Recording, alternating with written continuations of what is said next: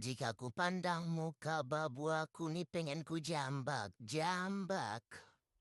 Hari-hari aku disuruhnya bikin video. Tapi kalau aku bilang beli mainan aja dia nggak mampu. Aku dimanfaatkan setiap hari biar videonya viral. Katanya jika videonya booming mau dibagi hasil. Ternyata uangnya dimakan dia sendiri. Hidupku benar-benar dieksploitasi. Setiap hari bikin video dan hasilnya dimakan dia sendiri. Jika ku tanya mana hasil uang konten, kata dia potong uang makan, tempat tinggal dan segalanya. Aku pikir dia sudah ikhlas menampung aku.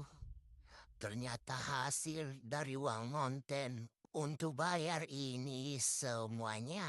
Jadi jangan kalian pikir dia itu perempuan baik.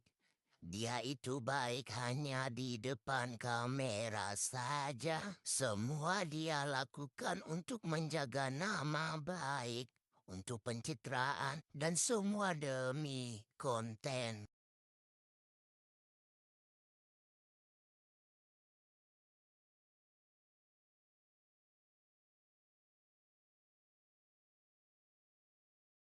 Jika ku pandang muka babu aku nih pengen ku jambak.